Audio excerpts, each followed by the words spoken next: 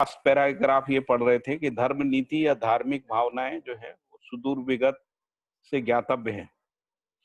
यद्यपि यह ईश्वर तंत्र पर आधारित पाप पुण्य स्वर्ग नरक की व्याख्या में आख्यायित रही हैं, जिनका अनुसरण अनेक वर्ग या वर्गवाद के कारण से सिद्ध हुए हैं। इन धार्मिक आख्यानों पर सदा ही तर्क की गति विजृंभित रही है या छाई रही है। तर्क संगत पद्धति से इन आख्यानों में ईश्वर की महत्ता का वर्णन करने का प्रयास निष्ठापूर्वक हुआ है, जो जनजाति में आस्था के लिए पर्याप्त आधार सिद्ध हुआ है, न कि व्यवहारिक निष्ठा के लिए। इन आख्यानों की अनेक परंपराएं अवतरित भी हुई हैं। इन परंपराओं में जीवन की विधाओं को स्पष्ट करने के अथक प्रयास हुए हैं, जो आज भी विगत पर गौरव करने के मुख्य आधार हैं। यही विशेषताएं वर्तमान में यथार्थता के प्रति आभास को प्रदान करती हैं, साथ ही उत्साह को भी। यहाँ तक हम लोगों ने कल पढ़ लिया था।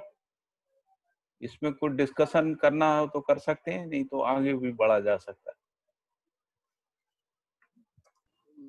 भैया ये विजृंभित शब्द का मूल शब्द क्या है विजृंभित में? मतलब वही जो लिखा है ना, छाई हुई है, हावी हैं जिसको कहते हैं। ऐसे हिंदी में कोई शब्द या संस्कृत में कोई शब्द इससे मिलता जुलता है या जिससे ये हिंदी का ही शब्द है, विजृंभित शब्द जो है हिंदी का ही है।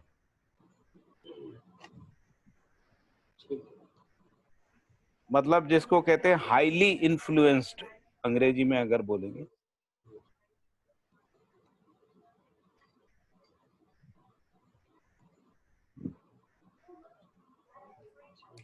ठीक है।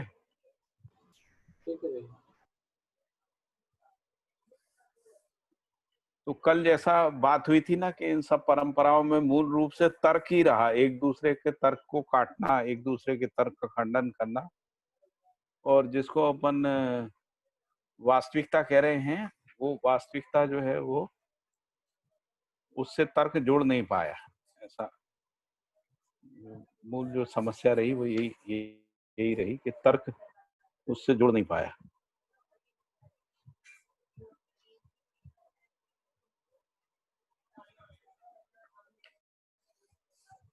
नहीं जुड़ पाया उसका मतलब है कि व्यवहार में जीने में तर्क का प्रयोग नहीं हुआ। तो तर्क का जो प्रयोग है वो मूल रूप से एक दूसरे के तर्क से आगे निकलने का प्रयास है, या एक दूसरे का खंडन करने का प्रयास है, या किसी और तरीके से तर्क के लिए तर्क करने का प्रयास है। इस तरीके से ही ज्यादा दिखता है। जैसे सबसे ज्यादा तर्क करने वाले लोग हम लोग ऐसा मानते हैं परंपरा में कि जो विशिष्टाद्वैत के लोग हैं वो सर्वाधिक तर्कशील लोग रहे, और उन्होंने इतना तर्क किया है, उसके कारण से पूरे वेदांतिक परंपरा में वितंडावाद पैदा हो गया। और इसके बाद ये तय हुआ कि इन लोगों से बात ही नहीं करना है, इन लोगों से चर्चा नहीं करना है। और उनमें भी, विशिष्टाद्वैत के लोगों में भी इस प्रकार का अहंकार है कि आप हमसे क्या तर्क करोगे, हम लोगों से ज्यादा तर्क करने वाला इस पृथ्वी पे कोई नहीं। ऐसी उनके अंदर अहंकार जो है वो देखने को मिलता है। और इसी अहंकार को किताबों में भी लिखा हुआ है ना। ऐसा भी नहीं है कि केवल जो है सुनी सुनाई बातें हैं। जैसे माधवाचार्य जी ने ये लिखा है कि शंकराचार्य की तरफ मुंह भी नहीं करना है, ऐसा उन्होंने लिखा है। तो इससे ये पता लगा कि जो व्यवहार है उसको नहीं छुपाए, जिसको अपन सच्चाई कह रहे हैं उससे जो है तर्क जुड़ा नहीं, और तर्क प्रति तर्क में फंस गया, तर्क जो है वाद विवाद में फंस गया, और तर्क जो है वितंडावाद में फंस गया ऐसे जाके। और जो जिसके लिए तर्क कर रहे थे वो वस्तु रहस्य में ही पड़ी रही, और वो वस्तु अस्पष्टता में ही पड़ी रही है ना। जैसे जिसको हम ब्रह्म कह रहे हैं, या जिसको हम परमात्मा आत्मा कह रहे हैं, वो सब वस्तुएं जो हैं वो मानव परंपरा में देखें तो रहस्य में ही पड़ी हुई। ये केवल भारतीय जो आध्यात्मवाद है उसमें ही ऐसा नहीं हुआ, बाकी जगह भी हुआ। जितनी भी रिलीजियस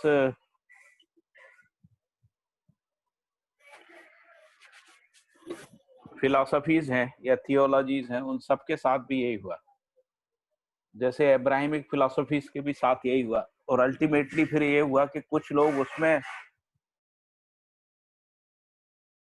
और कुछ लोग उनसे छिटक के, है ना, लिबरल हो गए या उनके खिलाफ खड़े हो गए। जैसे वो एक नीस्ते करके एक व्यक्ति हुआ है जिसको लोग कहते हैं कि वो एंटी क्राइस्ट था, जिसने अपनी फिलॉसफी में कहा कि क्राइस्ट सबसे कमजोर पर्सनैलिटी था, और उसने जो है ईसा मसीह की बहुत आलोचना करी। तो ऐसे ही बहुत सारी रिलीजियस ट्रेडिशंस में ये सब देखने को मिलता है। तो मूल बात है कि जीने में प्रमाणित नहीं हो पाया, मूल बात है व्यवहार से नहीं जुड़ा, मूल बात है समाधान उपलब्ध नहीं हुआ, मूल बात यह है कि जो सच्चाई है वो उजागर नहीं हो पाई, वो रहस्य रहस्य के रूप में ही बना रहा।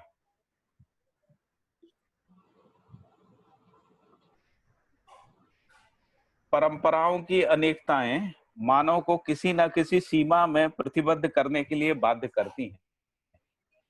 ये जितनी भी रिलीजियस या सेक्टोरियल जो जो भी ट्रेडिशंस हैं, यदि इनका विश्लेषण करते हैं तो ये पता लगता है कि मानव को किसी न किसी सीमा में यानी समुदाय में बांध देती हैं, प्रतिबद्ध कर देती हैं।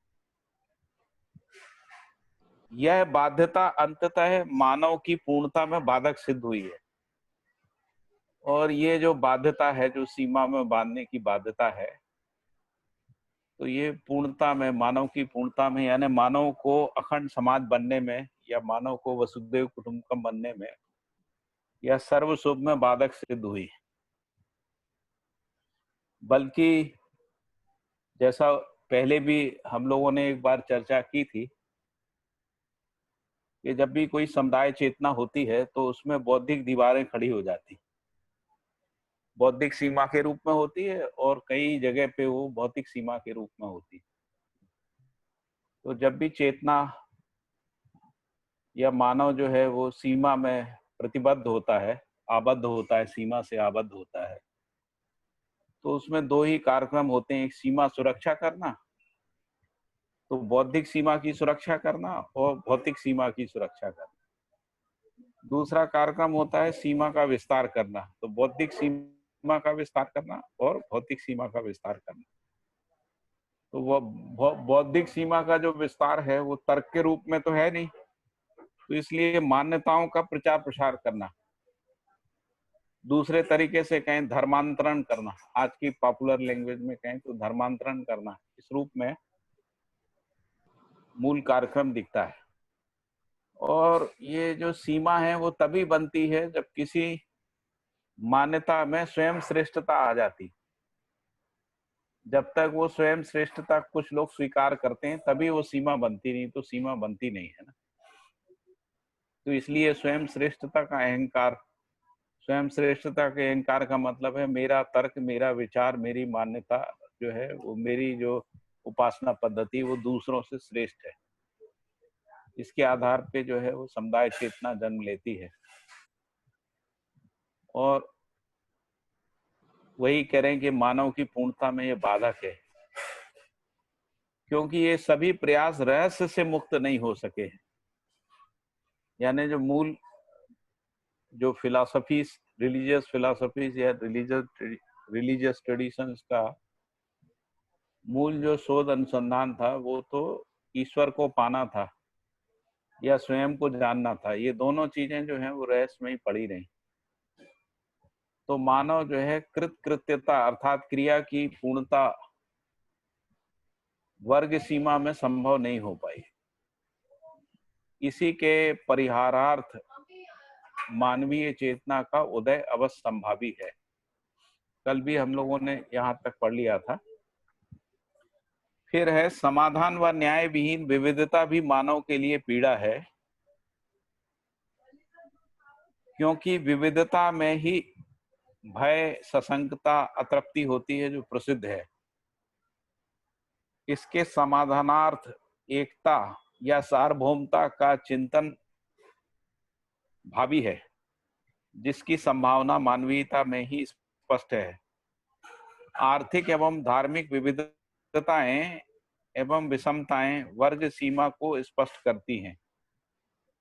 इन्हीं के तारतम्य में संस्थाएं हैं। संस्थाओं की विविधता के अनुरूप जो जनाकांक्षा की विविधता स्वाभाविक रूप में पाई जाती है, विविधता बस ही परस्परता में संदिग्धता एवं ससंगता पाई जाती है। प्रत्येक संस्था जनजाति को अभय प्रदान करने के लिए आश्वासन देती है, जो शुद्धतः मांगलिक है। यही मांगलिक उद्देश्य सभी अवस्थाओं की संस्थाओं में पाया जाता है।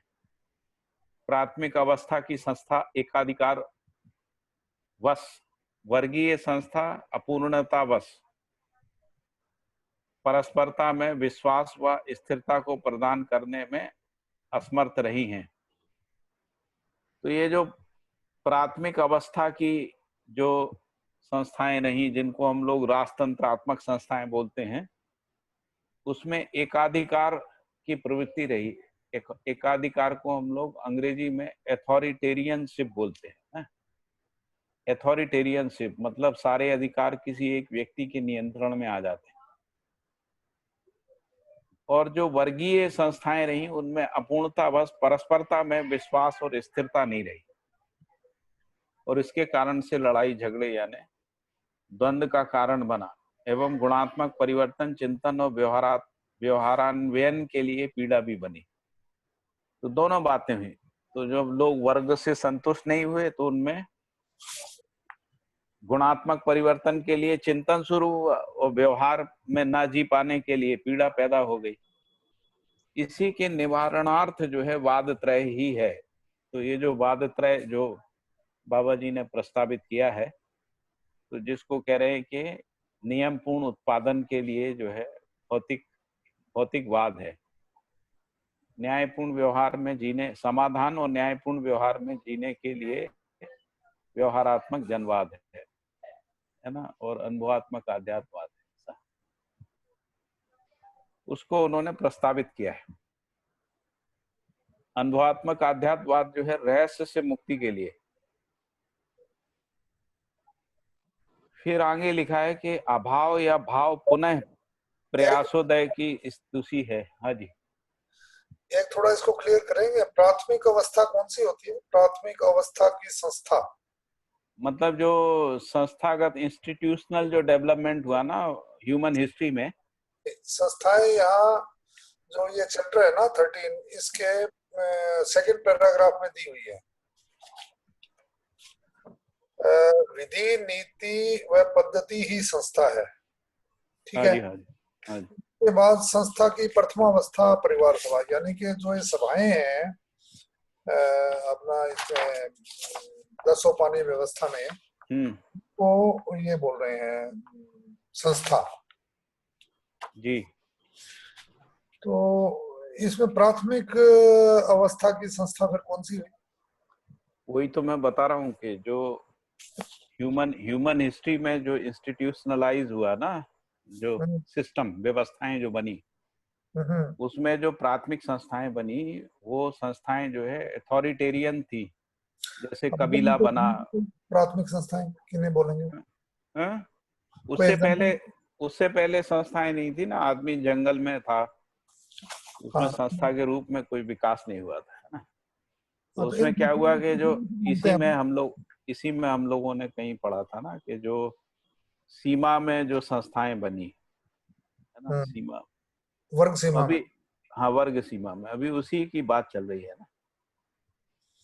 अच्छा, उसमें आगे भी अगले पैराग्राफ में भी उसी में बात है ना। अगला जो पैरा है ना, वो पूरा उसी से संबंधित है।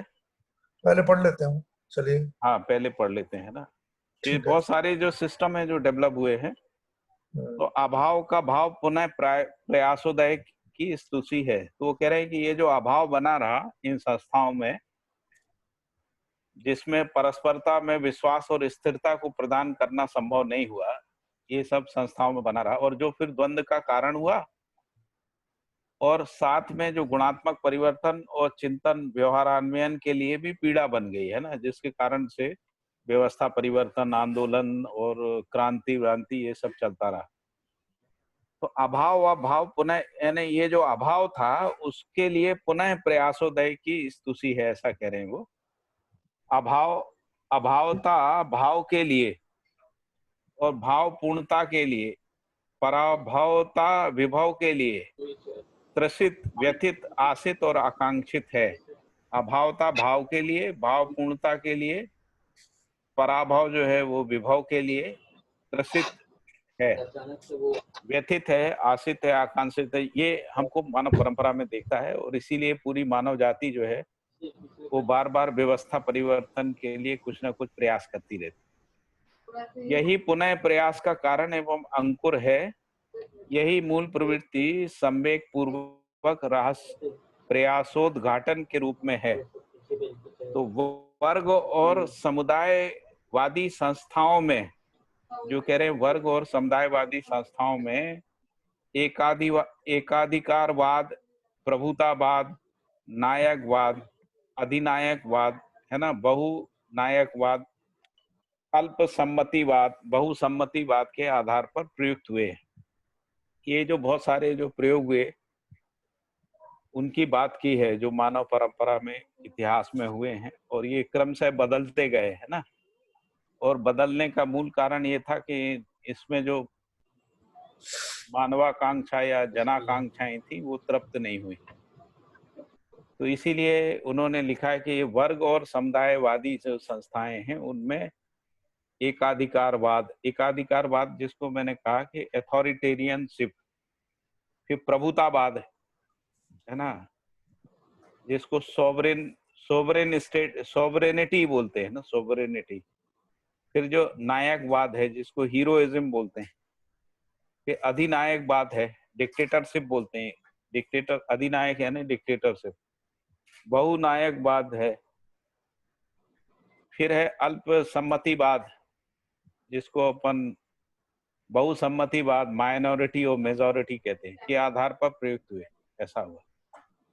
ये सब सार्वभौमिकता के अभाव बस ही पराभव को प्राप्त हुए। ये सब जो है धीरे धीरे पराभव को प्राप्त कर गए। अभी हम लोग जहां पर आए हैं वो माइनॉरिटीवाद है, जिसको हम लोग डेमोक्रेसी कह रहे हैं, बहुमत के आधार पे,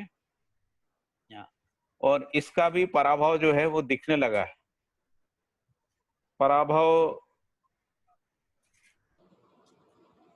ये सब सार्वभौमिकता के अभाव बस ही पराभव को प्राप्त हुए हैं या असफल हुए हैं। इसका साक्ष्य समर प्रयास है। इसका प्रमाण क्या है? तो ये है कि सभी युद्ध के लिए प्रयासरत है, इसलिए सतर्कता सजगता का स्पष्ट होना आवश्यक है। हाँ जी, अब बताइए अजीत जी। इसमें जो प्राथमिक अवस्था की संस्था, ये अभी जो चालू अभी जो चल रहा है उसकी बात कर रहे हैं यहाँ पे, समीक्षा ही है ना? हाँ, उसकी समीक्षा है। ये कौन सी संस्थाएं होती हैं मतलब प्राथमिक अवस्था वाली? और जिनको अपन परिवार और वर्ग बोल रहे हैं, वो परिवार और वर्ग, पिछले अध्यायों में भी इस पे काफी चर्चा हो चुकी है। प्राथमिक संस्थाएं जो है, तो बढ़िया है। संस्थाओं को तीन प्रकार की संस्थाएं बोली थी। यदि आप अध्याय 9 देखेंगे ना, अखंड जो समाज व्यवस्था का है, उसमें लिखा है समाज का प्राथमिक स्वरूप जो है समझदार परिवार है, दूसरा जो है अखंड समाज है, और तीसरा जो है वो सार्वभौम व्यवस्था कह रहे थे। ये तो है जिसको अपन जागृत मानव परंपरा में कह रहे हैं। लेकिन जो भ्रमित मानव परंपरा है उसमें पहली संस्था परिवार है और उसके बाद वर्ग है। कहता हूँ, और वर्ग के बाद फिर कुछ नहीं, फिर वर्ग के बाद जो है राजनीतिक संस्थाएं बनी है ना, जिनको धार्मिक और राजनीतिक संस्थाएं करें, वो है। इस वाले स्टैंड को मुझे खड़ा भी नहीं है, व्यक्ति है, व्यक्ति के बाद सीधी स्टेट है। एक्चुअली व्यक्ति के आधार पे तो कोई संस्था बनती नहीं है। संस्था तो तभी बनती है जब एक से अधिक लोग जो है किसी एक को स्वीकार कर लेते हैं। तो जैसे कबीला बना है ना, और कबीले में जो है ना वो परिवारी मूल रूप से रहा। उसमें कबीले का जो मुखिया है या जो राजतंत्र बना ना, राजतंत्र में भी एक परिवार का जो कहेंगे कि एकाधिकार बना रहा। जैसे रोमन साम्राज्य है ना 1 2 3, तो एक ही परिवार के लोग रहे जो कम से कम 12-13 पीढ़ी 14 पीढ़ी और कहीं कहीं 21-22 पीढ़ी तक वही लोग राज करते रहे। तो इसको ये कौन सी कैटेगरी में आएंगे? अधिकारवाद में, एकाधिकारवाद में आएंगे या एथॉरिटेरियनशिप बोलते हैं इसको, एथॉरिटेरियन है ना, एकाधिकारवाद? एकाधिकारवाद। हाँ। और जो अधिनायकवाद है उसको डिक्टेटरशिप बोलते हैं। जो मतलब बोल रहे राजा का रिप्रेजेंटेटिव है, वो प्रभुतावाद हो गया। हाँ, प्रभुतावाद। फिर नायकवाद है, नायकवाद में हीरोइज्म होता है, किसी को हीरो की तरह प्रोजेक्ट कर देते हैं। एग्जांपल इसका आना होगा आपके पास। जैसे ये थे ना अपने अरे वो जो हिंदुस्तान पे आया था ना, सिकंदर। हाँ, वो जो है अलेक्जेंडर सिकंदर, हीरोइज्म। हाँ, अलेक्जेंडर, नेपोलियन ने। और अधिनायक वो ये हीरोइज्म। हाँ, नेपोलियन। हाँ। अधिनायकवाद में जैसे हिटलर हुआ ना, हिटलर हुआ, मुसोलिनी। बाद में आएगा नेपोलियन। हाँ, मुसोलिनी है, हिटलर है। ना, हिटलर है, आदि है। और अधिनायकवाद का कोई एग्जांपल? अधिनायकवाद के ही तो बोला, डिक्टेटरशिप बोलते हैं उसको। मुसोलिनी है, हिटलर है, ऐसे बहुत सारे। माओ को भी माओ जेडोंग। माओ को भी अधिनायकवादी बोलते हैं, डिक्टेटर। अभी बहुनायकवाद, बहुनायकवाद में 2-3 हीरो हो जाते हैं सब। ये डेमोक्रेसी है क्या? हाँ, और क्या, डेमोक्रेसी है ना। जैसे राष्ट्रपति हो गया, प्रधानमंत्री हो गया, हाँ, मुख्यमंत्री हो गए, प्रधानमंत्री हो, बहुनायक, बहुत सारे नायक। जल्दी तैयार हो जाइए। फिर उन नायकों के बीच में एक संतुलन बना है। इससे एक लाइन आई है जहां अपन पढ़ रहे हैं ना, अल्पसम्मतिवाद। इसमें यही मूल प्रवृत्ति देखिए, दो तीन लोगों के स्पीकर एक साथ चालू है, थोड़ा सा वो स्पीकर बंद करेंगे, डिस्टरबेंस आ रहा है ना। यही मूल प्रवृत्ति संवेग पूर्वक प्रयासोद्घाटक के रूप में है। ये यही से क्या मतलब है, किसको रेफर कर रहे हैं? यही मूल प्रवृत्ति मतलब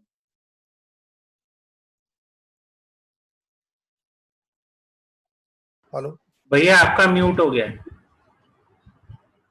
मेरा पाठक जी का हो गया, चालू हो गया है ना।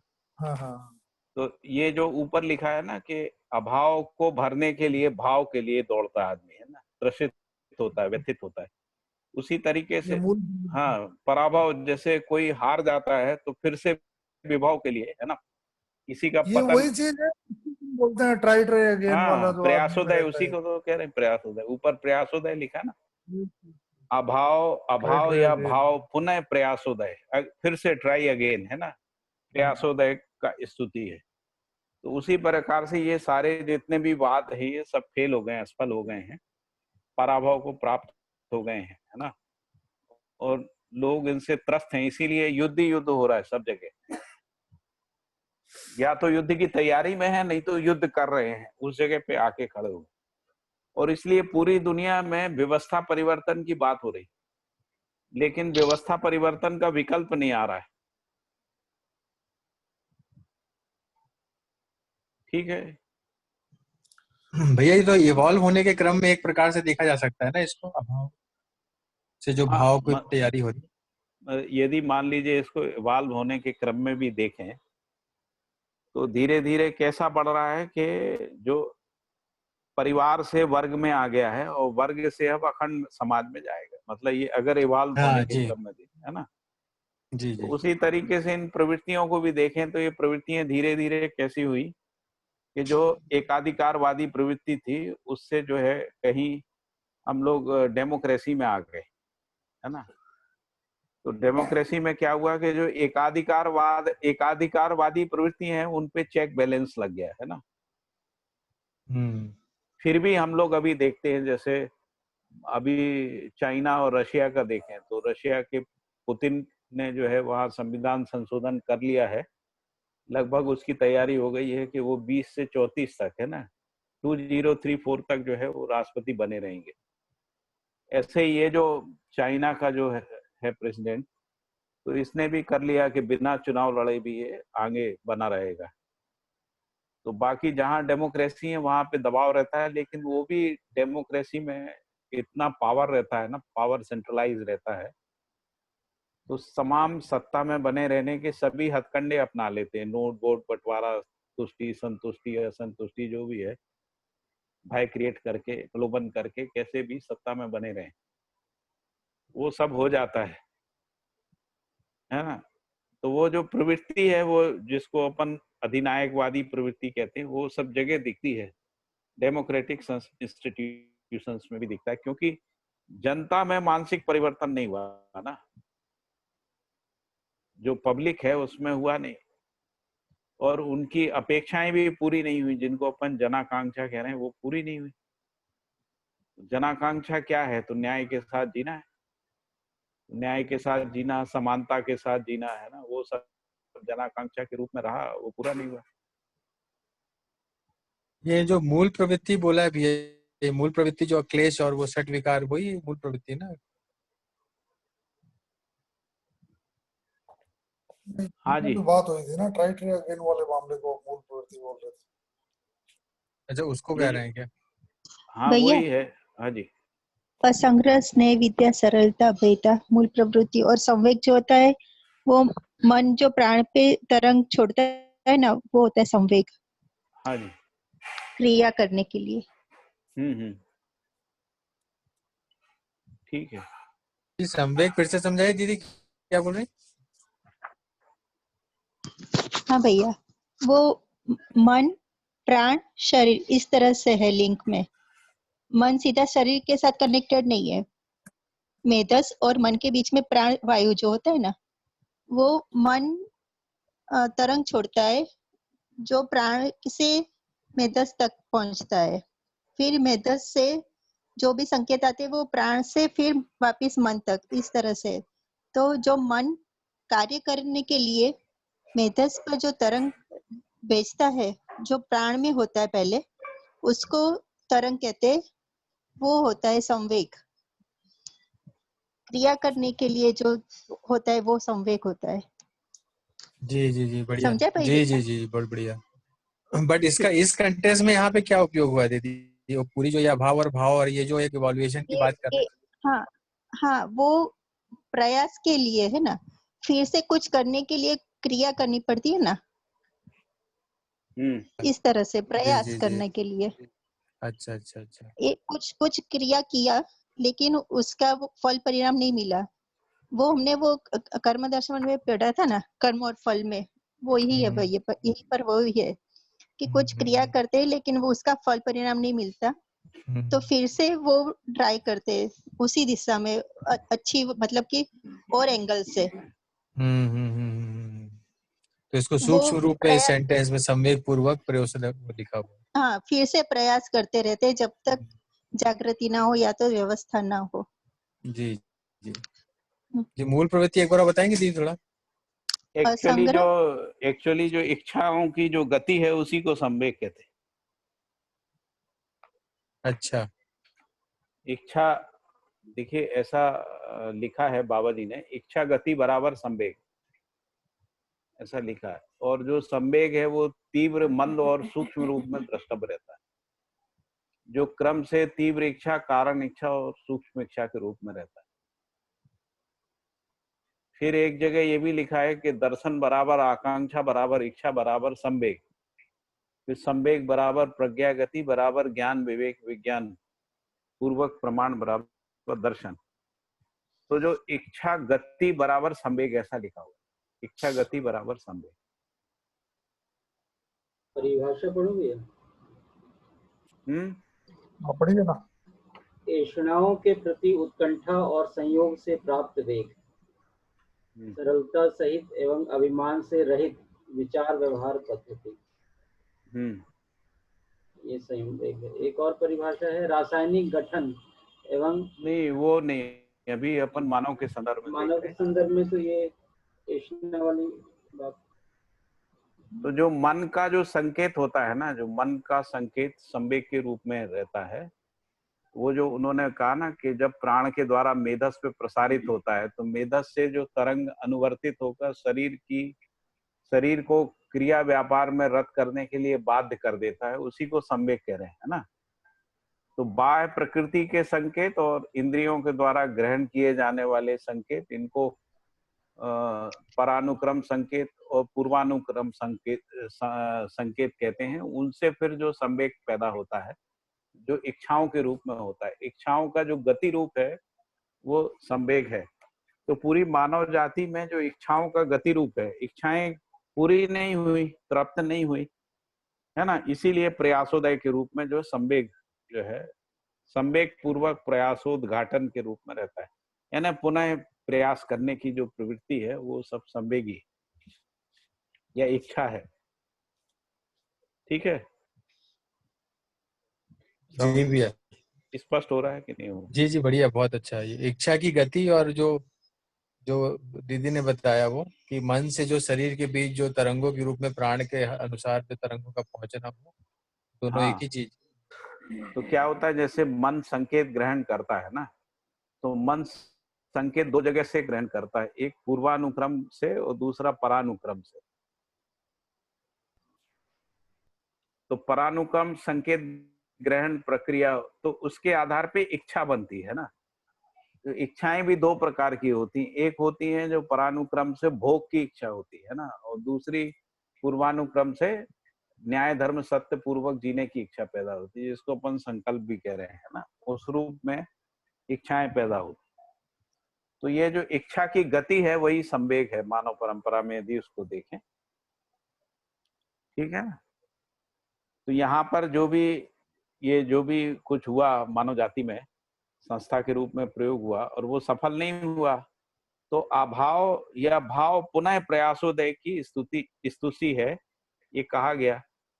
और इसी के लिए जो त्रसित, व्यथित, आशित और आकांक्षित है, वह पुनः प्रयास का कारण एवं अंकुर है, यही है ना। तो यही मूल प्रवृत्ति संवेग पूर्वक है ना, यानी इच्छा पूर्वक प्रयासोद्घाटन के रूप में है, और उसी के कारण से ये अलग अलग प्रकार की जो संस्थाएं जो है बनती रही, या अलग अलग प्रकार की प्रवृत्तियों का प्रकटन होता रहा, जो वर्ग और समुदायवादी संस्थाओं में एकाधिकारवाद इन सब रूप में जो है प्रयुक्त हुआ है। और ये सब जो है सार्वभौमता के अभाव में पराभव को प्राप्त हुए या असफल हुए हैं। इसका प्रमाण क्या है? इसका साक्ष्य समर युद्ध का प्रयास दिखता है पूरी मानव। ठीक है, ये स्पष्ट बिल्कुल हुआ? क्लियर, बिल्कुल क्लियर फाल्गुनी बहन ठीक है ना ये? हाँ भैया ठीक है एकदम। इसमें तो पाठक जी इस पूरे चैप्टर का मतलब ये निकला कि भाई जो है ना, आदमी जो है ना बेसिकली सुखी होना चाहता है, और उसी मामले में जो है ना कबीला युग जिसको एकाधिकारवाद बोल रहे हैं, पहले उसको हमने त्याग किया, फिर प्रभुतावाद में गए, फिर नायकवाद में गए, अल्टीमेटली हम डेमोक्रेसी के अंदर आए हुए हैं। और ये सब सार्वभौमिकता के अभाववश ही पराभव को प्राप्त हुए हैं। यानी कि सार्वभौमिकता का मतलब है ये अपनी बाउंड्री पहले खुद बना लेते हैं, इसीलिए ये ऐसा हुआ है। क्योंकि जैसे ये बाउंड्री बनाते हैं वैसे धरती के दूसरे हिस्से पे कोई और भी अपनी बाउंड्री बनाए हुए होता है। हाँ, फिर वो बाउंड्रियों को लेके युद्ध होता है, फिर युद्ध होता है। ठीक है ना। अब लास्ट लाइन लिख दी, इसलिए सतर्कता सजगता का स्पष्ट होना आवश्यक है। हाँ, यानी सतर्कता सजगता का मतलब सार्वभौमिकता का। अच्छा, न्याय धर्म सत्य की सार्वभौमिकता। दिव्य मानवीयता मीनिंग नहीं है यहाँ पे सतर्कता सजगता का।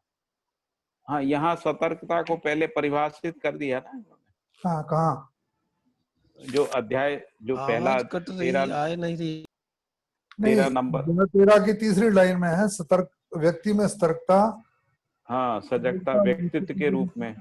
परिवार में समाधान के रूप में, समाज में अखंडता के रूप में। क्या मीनिंग होता है exactly? What do we mean by व्यक्ति में सतर्कता? समझदारी कह लीजिए आप अभी, अच्छा, या समाधान कह लीजिए, व्यक्ति में समाधान, जिसको हम लोग वैचारिक समाधान कहते हैं। और फिर वो परिवार में न्यायपूर्वक जीने के रूप में समाधान, और समाज में न्याय की निरंतरता के रूप में अखंडता है, इस रूप में देखिए, वो भी समाधान है ना। अभी जो वर्ग भावनाओं का समाधान कहाँ होगा, समन कहाँ? वर्ग भावनाएं जहाँ लय होंगी वही तो समाधान स्थली है, तो वो अखंडता ही है। ये सतर्कता और सजगता को देव मानवीयता और दिव्य मानवीयता के कंटेक्स्ट में भी तो बोला है ना? हाँ वो बोला है, लेकिन सतर्कता और सजगता जो है वो विशेषण के अर्थ में भी है, क्रिया के अर्थ में भी है, और स्थिति के अर्थ में भी है। तो जैसे इसका हम लोग कहते हैं ना, हमको सतर्कता पूर्वक रहना चाहिए ना, हाँ, मतलब सतर्कता पूर्वक सावधानी से रहना चाहिए। मैं तो इसका मीनिंग ये लगाता हूँ पाठक जी, हाँ सतर्कता का मतलब है अभी गिवन स्टेट जो आपकी मेरी है कि दर्शन से जो हमारे को सूचनाएं मिली, हाँ, क्या उनको हम जब जीते हैं तो उसको स्मरण में बना के रखते हैं अपन कि क्या भी मैं मूल्यों पूर्वक जी रहा हूँ, क्या मैं चरित्र पूर्वक जी रहा हूँ, क्या मैं तन मन धन का सदुपयोग कर रहा हूँ। मतलब again and again we have to keep it in mind कि ये होगा सतर्कता। जब इसका अपन अभ्यास करते हैं तो किसी एक दिन ये हमारे व्यक्तित्व का भाग ही बन जाता है। मतलब फिर हमारे को इतना ध्यान देने की जरूरत नहीं है, हाँ उसको सतर्कता हाँ ऐसा। हाँ। हेलो ये ऐसा समझना ठीक है? हेलो, हेलो, हाँ ऐसा भी समझ सकते, ये भी ठीक ही है, आप जो व्याख्या कर रहे हो ठीक है। सतर्कता का मतलब जो हमारे को इन्फॉर्मेशन मिली है उसको माइंड में रख के अपने उसको मैचिंग करते चलते हैं बार बार। हाँ मतलब जो देखें तो तर्क सम्मत रहना है ना, हाँ, तर्क सम्मत बने रहना और सावधानी के साथ जीना, मतलब गलती ना करना है ना, वही तो सतर्कता है। बिल्कुल बिल्कुल। तो पहले अभी जो अपनी सतर्कता है, जो अपन भ्रमित चेतना में जी रहे हैं, उसमें हमारी सतर्कता है डू नॉट्स। हाँ भाई ये नहीं, ये अभी जो हम जी रहे हैं फिलहाल जो है मानव जाति कहाँ जी रही है, भ्रम जिसको जीव चेतना बोल रहे हैं, उसमें जो हमारे गाइडिंग फैक्टर्स हैं वो डू नॉट्स हैं कि ऐसा हाँ मत करो, ऐसा मत करो, ऐसा मत करो। हाँ जी, हम हाँ बाबा जी बोल रहे हैं नियम त्रय के हिसाब से चलो, यानी कि क्या करना है उसको ध्यान में रखो आप। तो उससे जो हाँ, नीति नियम विधि प्रक्रिया पूर्वक जीना है। उससे जो क्या नहीं करना है वो अपने आप, क्योंकि वो निरर्थक होता है, वो अपने आप छूट जाएगा। ऐसा मोटा डिफरेंस आ गया मतलब। ठीक बात है। ठीक है सर। तो इसीलिए यहाँ पर भी डिफाइन किया था ना, सतर्कता सहित समाधान, समाधान ही सार्वभौमता, सार्वभौमता ही निर्विषमता, निर्विषमता ही सत्यता, इस तरीके से भी डिफाइन किया था हाँ, सतर्कता को। इसका जो प्रैक्टिकल जो जीने का तरीका बता दिया बाबा जी ने, वो परिवार व्यवस्था से लेके विश्व परिवार तक इसका हो गया, तो इसलिए सार्वभौमिक हो गया। हाँ, है ना, क्योंकि सार्वभौमिक रूप आना चाहिए ना। ये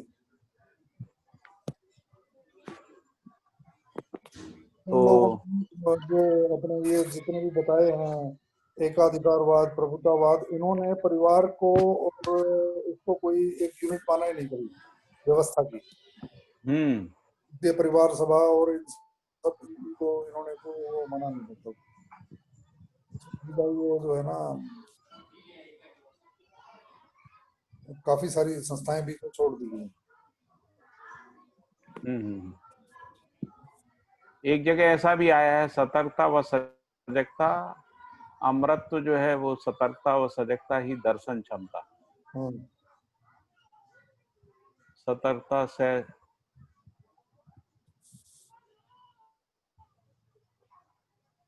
प्रबुद्धता ही सतर्कता, इस रूप में भी आया। प्रबुद्धता को फिर लिखा है ज्ञान विवेक विज्ञान संपन्नता, यानी समझदारी संपन्नता के रूप में भी सतर्कता शब्द का उपयोग किया है। बोध के लेवल पे होगी ना। और एक परिभाषा ये भी लिखी है कि समाधानकारी तर्क ही सतर्कता है। समाधानकारी तर्क का मतलब यही है ना, जिससे हम सार्वभौमिकता को पहचानें। जी जी। फिर ये भी लिखा है पांडित्य पूर्ण सतर्कता ही बौद्धिक समाधान। तो ये सब शब्दों का ऐसा उपयोग किया है जो लगभग एक जैसे ही अर्थ हैं। फिर सतर्कता को लिखा है कि सतर्कता ही विवेक है। फिर लिखा है सतर्कता की अंतिम उपलब्धि समाधान है, ऐसा भी लिखा है। तो सतर्कता पूर्ण मानवीयता एवं सामाजिकता, सतर्कता सहित संज्ञानीयता पूर्ण सजगता देव मानवीयता, ऐसा भी लिखा है। तो सतर्कता पूर्ण मानवीयता एवं सामाजिकता और सतर्कता सहित संज्ञानीयता पूर्ण सजगता सहित देव मानवीयता। तो इसलिए जो मानवीयता देव मानवीयता के रूप में भी इसको डिफाइन।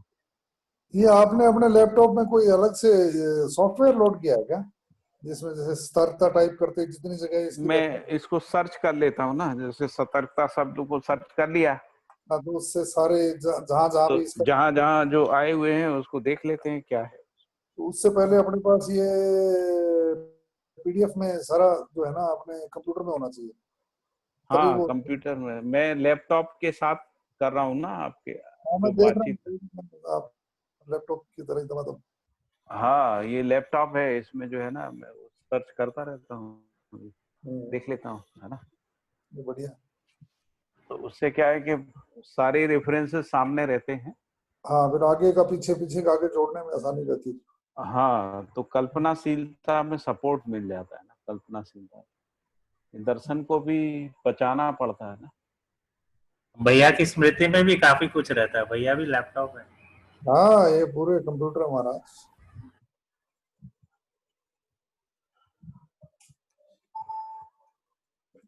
आगे बढ़े। हाँ जी 14वें अध्याय पे आ जाते हैं पर, है ना। तो 14वें अध्याय में है आस्था नहीं, पहले भ्रमित मानव समुदाय की प्रथम अवस्था भय प्रलोभन है। तो भ्रमित मानव समुदाय उसकी प्रथम अवस्था भय प्रलोभन है, क्योंकि भय प्रलोभन विधि ही लगी है अभी तक। ये जितने भी प्रकार के जो प्रयोग हुए हैं ना, एकाधिकारवाद से लेके बहुसम्मतिवाद तक, तो इसमें जो विधि रही है वो भय प्रलोभन ही रही। आस्था व प्रलोभन युक्त समुदाय और उन्मुक्त व अनियंत्रित अर्थतंत्र से प्रभावित समुदाय ही वर्ग है, जो द्वितीय अवस्था है। जो पहली अवस्था जिसको अपन परिवार कह रहे थे, और दूसरी अवस्था जो है वो समुदाय है, या जिसको अपन वर्ग कह रहे हैं। इसको तो रेफर नहीं कर रहे ये आदर्शवाद और भौतिकवाद को। प्रथम अवस्था आदर्शवाद को बोल रही है, भौतिकवाद है नहीं नहीं नहीं नहीं नहीं नहीं ये लिखा है ना समुदाय अनियंत्रित चेतना की बात कर रहे हैं, समुदाय चेतना नहीं अनियंत्रित अर्थतंत्र से प्रभावित समुदाय वर्ग। तो अभी जो अर्थतंत्र है वो सभी में है, जो कैपिटलिज्म हो चाहे वो डेमोक्रेसी हो, चाहे सब में अनियंत्रित अर्थतंत्र। अनियंत्रित अर्थतंत्र के कारण ही तो सारे डिजास्टर हो रहे हैं। सारी जो समस्याएं हैं प्रदूषण की, पर्यावरण की, या धरती में जो भी डिसऑर्डर क्रिएट हो रहा है, वो अनियंत्रित अर्थतंत्र ही तो है।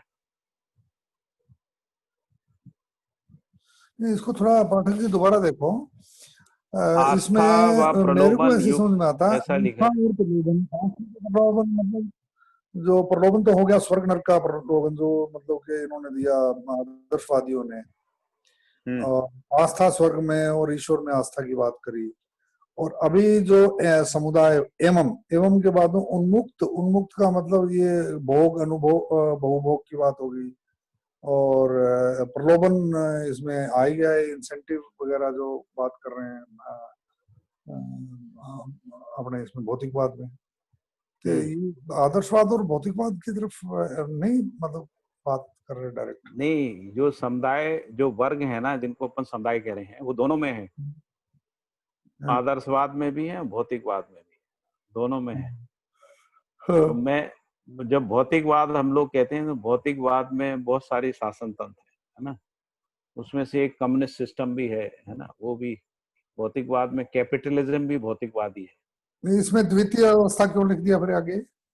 क्योंकि पहली अवस्था जो है वो परिवार है। तो उसमें भय और प्रलोभन है? परिवार में भय और प्रलोभन है, और समाज में भय, प्रलोभन और आस्था है, ये ऐसा ऐसा बोल रहे हैं? नहीं, यहाँ पे मूल बात डिस्कस कर रहे हैं, जो शीर्षक में लिखा है भ्रमित मानव समुदाय। हाँ जी। तो भ्रमित मानव समुदाय की बात कर रहे हैं। इसकी प्रथम अवस्था का मतलब क्या हुआ? प्रथम अवस्था जो है भय और प्रलोभन है, और द्वितीय अवस्था जो है वो समुदाय है, ऐसा कह, समुदाय या वर्ग है जो द्वितीय अवस्था है। तो ये भय प्रलोभन बसी तो आदमी समुदाय में गया, ऐसा। जो देखिए, पहले कबीला कब बना? तो पहले कबीला इसी में बना कि भाई सब लोग क्यों लड़ेंगे, तो कुछ जो शक्तिशाली लोग हैं वो लोगों की तरफ से लड़ेंगे। ये जो पहली अंडरस्टैंडिंग आई ना, उसी से कबीला बना। और कबीले का जो मुखिया है वो जो सबसे शक्तिशाली आदमी के रूप में, शारीरिक रूप से लड़ने झगड़ने में शक्ति, हाँ, उसी आधार पे जो है वो हुआ। तो भय और प्रलोभन ही उसमें फर्स्ट स्टेप थी, जहां से ये सब शुरू हुआ, समुदाय चेतना जो शुरू हुई। और दूसरा प्रलोभन था। तो प्रलोभन का मतलब है कि यदि सभी लोग लड़ेंगे तो फिर जो भी कार्यक्रम है वो नहीं हो पाएगा। तो इसलिए कुछ लोग लड़ेंगे जो शक्तिशाली हैं, और वो शक्तिशाली लोगों को ही जो है वो उनके नियंत्रण में बाकी लोग चलेंगे। यही विकसित रूप में राजतंत्र हो गया, जिसको अपन राजतंत्र कहते हैं। तो ये दोनों जो है ना, समुदाय चेतना को ही जन्म दिया है इसने, भय प्रलोभन ने, ऐसा कहते हैं। देखिए और आगे बढ़ते हैं, समझ में आएगा, है ना। हेलो, कहाँ गए जी? जी हाँ जी, चलिए सर, चलिए। हाँ, देखते हैं आगे कनेक्ट हो जाएगा। फिर लिखा है वर्गवाद समुदायवादी प्रवृत्ति अन्य वर्ग और समुदाय पद्धतियों से भिन्न है या विरोधी है। परस्पर विरोध के बिना वर्गीयता या सामुदायिकता की स्थिति नहीं है। वर्गीय व्यवस्था में धन का संपत्तिकरण होता है।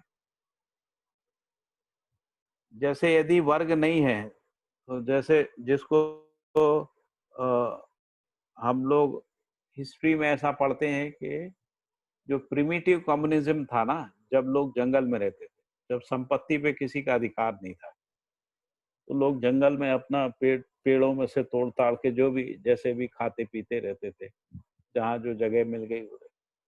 लेकिन ये जो संपत्तिकरण हुआ ना, स्टेट की जो एसेट बनी, संपत्ति बनी, राजा का जो है ना वो खजाना बना, ये जो सब संपत्तिकरण तभी हुआ जब ये समुदाय चेतना आ गई।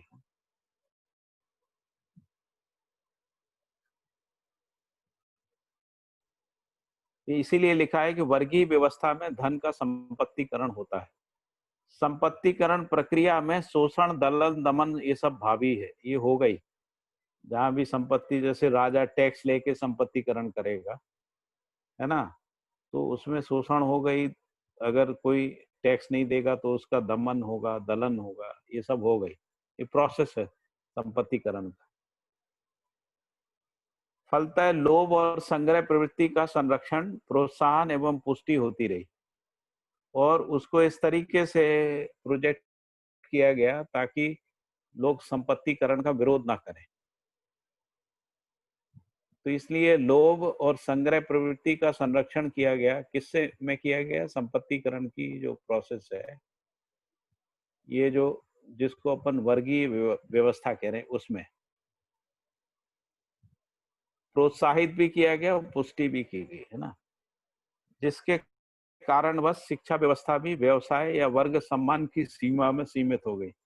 इसीलिए जो शिक्षा और व्यवस्था है वो भी जो है समुदाय चेतना के पक्षधर हो गए सार्वभौमिकता को छोड़कर।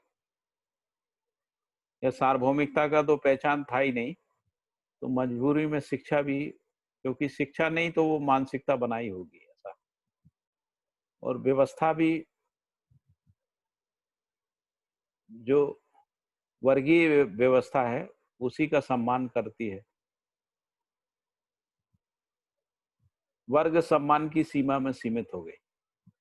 यही सीमाएं वर्गीय सम्मान एवं अस्तित्व की निरंतरता के लिए संघर्ष करने और उसके लिए पर्याप्त साधनों का संग्रह करने के लिए बाध्य करती हैं। यही बाध्यताएं विशालता और संकीर्णता में परिवर्तित करती हैं, और ये संकीर्णताएं स्व अस्तित्व और उसकी अक्षुण्णता के महत्व की अपेक्षा में दूसरे के अस्तित्व और उसकी अक्षुण्णता को महत्वहीन स्वीकार करती है।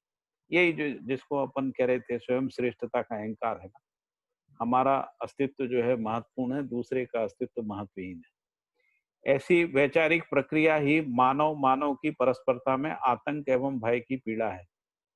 यही वर्गीय जीवन का मूल कारण एवं परिणाम है। जबकि मानव मानव से आतंक एवं भय की अपेक्षा नहीं करता है।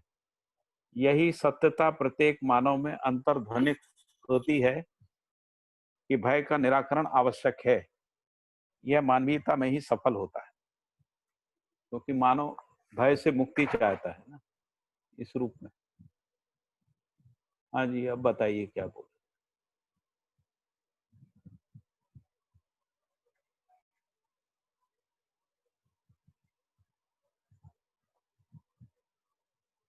भैया जो टाइटल है उसमें भय प्रलोभन लिखा है, लेकिन जो सेंटेंस शुरुआत की वो आस्था व प्रलोभन से किया और एंड भी भय में किया है, लेकिन आस्था का शुरू में, तो क्या इसमें आस्था को कैसे समझ, आस्था भय और भाई प्रलोभन? तीन प्रकार के प्रयोग हुए हैं ना, एक है भय का, दूसरा आस्था का, तीसरा प्रलोभन का।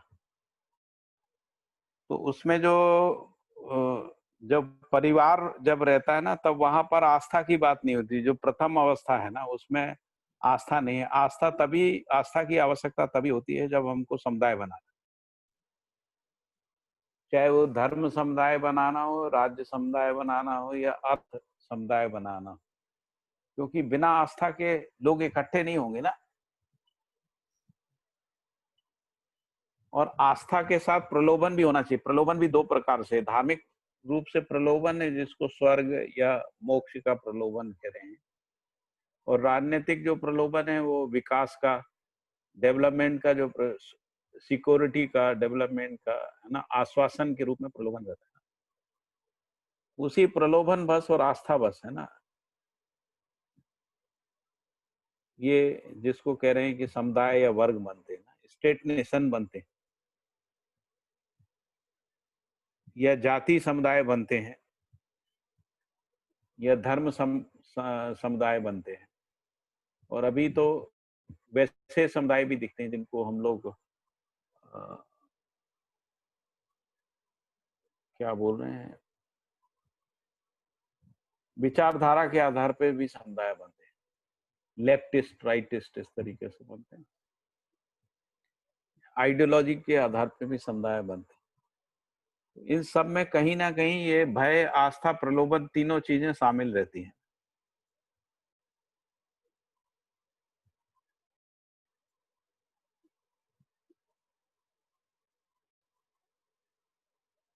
इसीलिए तो फिर ये लिखा है, ये सभी सीमाएं वर्गीय सम्मान और अस्तित्व की निरंतरता के लिए संघर्ष करने। अस्तित्व है ना, अपने जो समुदाय सीमा उसको बनाए रखने, अपने ये जो समुदाय आस्था को की बनाए बात रखने। हो रही है वो धार्मिक आस्था की बात हो रही है। तो ये दोनों आस्था है ना, जैसे स्टेट पे आस्था होती है ना, संविधान पे आस्था होती है। यदि मान लीजिए संविधान पे आस्था नहीं हो तो लोग कौन मानेगा, कानून का राज कैसे चलेगा? वो तो हाँ, एक भय भी है, कानून से भय भी है, भय भी है और आस्था भी है आस्था भी है। जी जी। है ना। हमको पता नहीं है कॉन्स्टिट्यूशन में क्या लिखा, लेकिन हमारी आस्था है कि कॉन्स्टिट्यूशन जरूरी है, क्योंकि यदि संविधान नहीं होगा तो केओस आ जाएगा, अराजकता आ जाएगी। हमको बस इतना ही पता है कि अराजकता आ जाएगी, है ना। जैसे धार्मिक मान्यताएं भी ऐसी हैं कि यदि मान लीजिए ईश्वर का भय नहीं होगा तो लोगों का जो आचरण है वो अनियंत्रित हो जाएगा। इसलिए भय की जरूरत है, इसलिए भय को इंस्ट्रूमेंटलाइज किया गया, दोनों जगह किया गया।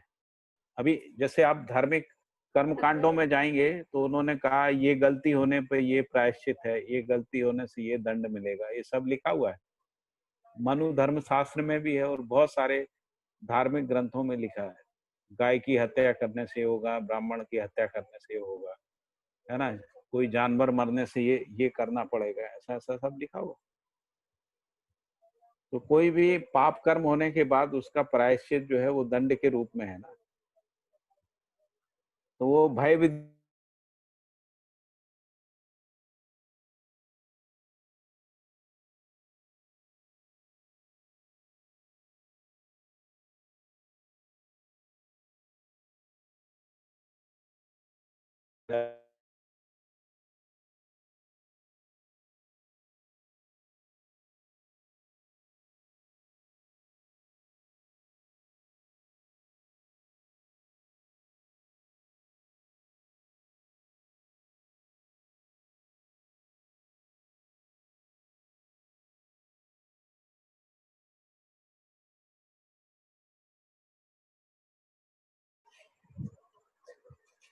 ठीक है। ये कुछ समझ में आ रहा है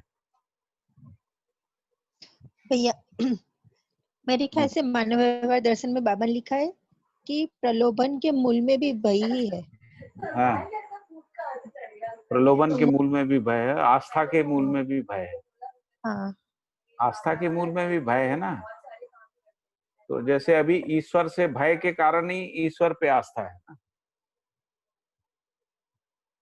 यदि ईश्वर का भय नहीं हो तो आस्था कैसे टिकेगी, है ना। क्योंकि रहस्य आदमी को स्वीकार नहीं होता है, भय बस रहस्य स्वीकार है।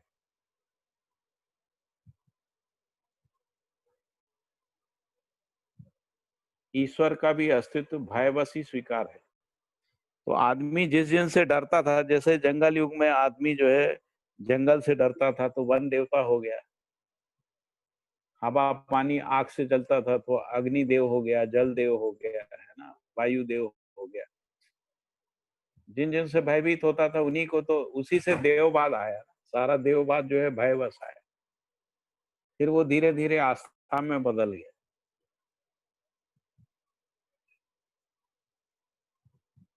फिर बाद में जिन लोगों ने ये देववाद लाया था उन्होंने अपनी स्थिति मजबूत करने के लिए जो है गुरु से भय के कॉन्सेप्ट को भी लाए। क्योंकि यदि गुरुओं का, आचार्यों का भय नहीं होगा तो लोग मानेंगे नहीं बात को, है ना।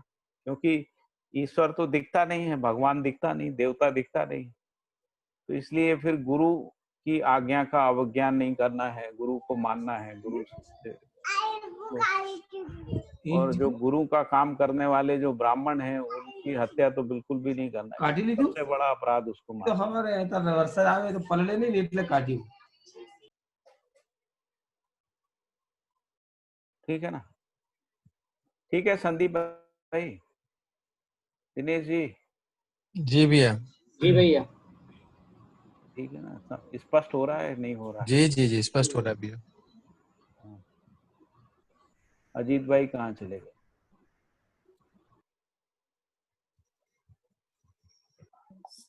हाँ जी, चलिए आगे। आगे चलते हैं ना। तो एक बार मैं इसको फिर से पढ़ दे रहा हूं, ये वाला पैराग्राफ। तो पहली बात तो ये कही गई कि आस्था व प्रलोभन युक्त जो समुदाय एवं उन्मुक्त व अनियंत्रित अर्थतंत्र, ये दोनों चीजें जो है, अर्थतंत्र से प्रभावित समुदाय ही वर्ग है जो द्वितीय अवस्था है, ऐसा उन्होंने कहा। दो चीजें हैं उसमें, आस्था व प्रलोभन युक्त समुदाय, उन्मुक्त और अनियंत्रित अर्थतंत्र, है ना। ये दोनों चीजों ने मिला के समुदाय को बनाया। फिर दूसरी बात ये कही गई कि यदि समुदाय बनेगा तो संपत्तिकरण होगा, धन का संपत्तिकरण होगा, और धन का संपत्तिकरण होगा तो शोषण दलन और दमन ये सब होगा। फलतः लोभ और संग्रह प्रवृत्ति का संरक्षण, प्रोत्साहन और पुष्टि होगी। फिर इसके बाद तीसरी बात की गई है कि यही सीमाएं वर्गीय समान एवं अस्तित्व की निरंतरता के लिए संघर्ष करने और उनके लिए पर्याप्त साधनों का संग्रह करने के लिए बाध्य करती। क्योंकि जब ये कोई वर्ग शासन बनता है या वर्गीय व्यवस्था बनती है, तो जिसको हम लोग आज की भाषा में इस्टेब्लिशमेंट के जो खर्चे बोलते हैं ना, वो सब शुरू हो जाते हैं। और इसीलिए फिर ये उसके अस्तित्व को बचाए रखने के लिए संघर्ष करने और उसके लिए पर्याप्त संसाधनों का संग्रह करने की दौड़ शुरू हो जाती। यही बाध्यताएं विशालता को संकीर्णता में परिवर्तित करती हैं। यानी जो मानव को संकीर्णता स्वीकार नहीं है, लेकिन संकीर्णता में रहने के लिए बाध्य करती है। और ये संकीर्णताएं स्व अस्तित्व और उसकी अक्षुण्णता के महत्व की अपेक्षा में दूसरे के अस्तित्व और उनकी अक्षुण्णता के महत्व को महत्वहीन स्वीकारती है ना, ऐसा है। ऐसी वैचारिक प्रक्रिया बस ही मानव की, जैसे अभी हम लोग टीवी में बहस सुनते हैं ना, तो जैसे दो देश के लोग आपस में बात करते हैं तो वो एक दूसरे को गालियां बकते हैं ना, तुमको थप्पड़ मारेंगे, तुमको पटक देंगे, तुमको फलाने में हराया था, ठिकाने में किया था तुम्हारे, है ना। तो उनको महत्वहीन और अपने महत्व को बना के रखना है। ऐसी वैचारिक प्रक्रिया वसी मानव की परस्परता में आतंक और भय की पीड़ा है, और यही वर्गीय जीवन का मूल कारण एवं परिणाम है। जबकि मानव से आतंक भय की अपेक्षा नहीं करता है। यही सत्यता प्रत्येक मानव में अंतर्ध्वनित होती है कि भय का निराकरण आवश्यक है, और यह निराकरण मानवीयता में ही सफल होगा। फिर लिखा है लोकाकांक्षा या जनाकांक्षा, लोकाकांक्षा लोगों की यानी जनता की जो आकांक्षा, लोकाकांक्षा में निर्विषमता की मंगल कामना पाई जाती, जबकि जो जन भावना है वो मंगल कामना के रूप में, निर्विषमता की मंगल कामना के रूप में रहती।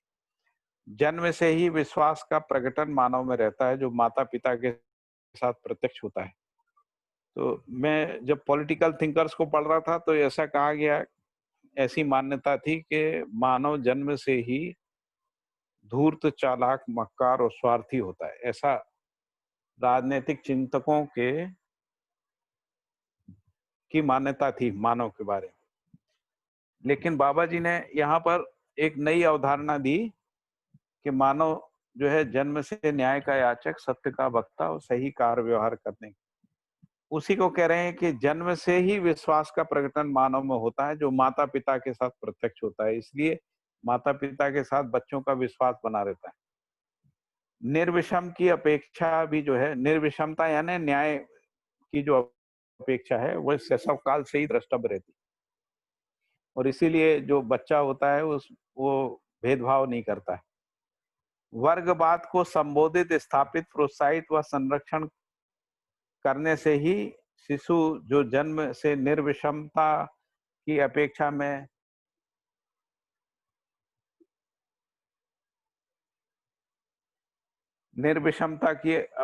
में मानव में शैशव काल से ही द्रष्टव्य होता है। तो वर्गवाद को संबोधित, जैसे जैसे वो बढ़ता है ना, तो वर्गवाद को सिखाया जाता है उसको, तुम इस जाति के हो, इस संप्रदाय के हो, इस देश के हो, इस मत के हो, इस भाषा के हो, इस राज्य के, इस प्रांत के, आदि आदि, है ना। तो उसका प्रबोधन होता है, उसको स्थापित किया जाता है, उसको प्रोत्साहित किया जाता है। यदि कोई अपने धर्म, जाति, संप्रदाय, मत, पंथ के लिए कुछ करता है, उसको कहते हैं भाई तुम अच्छा काम करते हो। एवं संरक्षण करने से ही वही शिशु जो जन्म से निर्विषमता की अपेक्षा में प्रवृत्त होता है, वह जाति, मत, संप्रदाय वश, सीमा वश संघर्ष, वर्ग संघर्ष के लिए तत्पर हो जाता है। मतलब ना केवल ये मानसिकता स्थापित होती है, फिर वो वर्ग संघर्ष यानी युद्ध, लड़ाई झगड़े के लिए भी तैयार हो जाता है। यही वर्ग परंपरा का परिणाम है। फिर लिखा है वर्गीयता भय, ससंगता और अविश्वास से मुक्त नहीं है। यही संग्रह एवं प्रलोभन का प्रथम कारण है। संग्रह आदि 5 प्रवृत्तियां है ना, जो संग्रह, द्वेष, अविद्या, भय और अभिमान के रूप में है। 5 प्रवृत्तियां अमानवीयता की सीमा में क्रियाशील हैं, ना कि मानवीयता की सीमा में। तो अमानवीयता में ये सारी प्रवृत्तियां देखने को मिलती हैं। वर्ग विचार प्रणाली दूसरे वर्ग के साथ निर्विषमता को स्थापित करने में समर्थ नहीं हुई। कुछ लोग कहेंगे, कह सकते हैं कि हम लोग ऐसा नहीं चाहते हैं, हम तो चाहते हैं कि सह अस्तित्व हो, जिसको हम लोग, हमारी जो विदेश नीति है ना, तो हमारी विदेश नीति भी यही कहती है कि भारत जो है वो को एग्जिस्टेंस चाहता है ना, लेकिन व्यवहार में वो दिखता नहीं, दुनिया के किसी भी देश में नहीं दिखता है, और आज तक वो सफल भी नहीं हुआ है, कहीं पर भी सफल नहीं हुआ है। यहाँ तक कि जो यूनाइटेड नेशन ने इंटरफेथ के जो डायलॉग चलाया था वो भी सफल नहीं हुआ, कि कम से कम वैचारिक रूप से तो हम लोग इसको स्वीकार कर लें कि हर आदमी की अपनी अपनी अपने अपने फेथ हैं और उन फेथों के साथ जीने का उसकी स्वतंत्रता है, लेकिन वो भी सफल नहीं हुआ। अल्टीमेटली यूनाइटेड नेशन ने भी इंटरफेथ वाला जो अभियान था उसको छोड़ दिया, ड्रॉप कर दिया।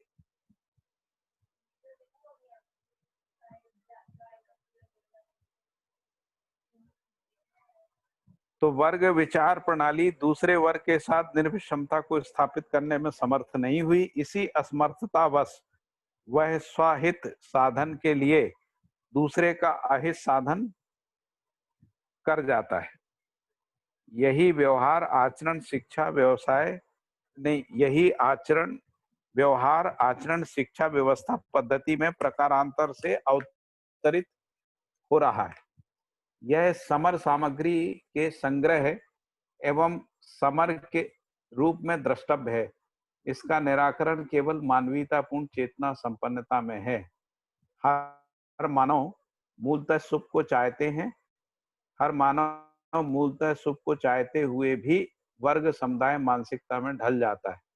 इस विधि से सुख चाहते हुए भी अशुभ कार्य के लिए हर सामान्य व्यक्ति को सहमत होना पड़ता है। सर्वाधिक व्यक्ति किसी वर्ग या समुदाय के पक्षधर हैं। परिवार या वर्ग के प्रत्येक सदस्य के लिए प्रत्येक समय में संकीर्णता की सीमा सहनीय सिद्ध नहीं हुई है।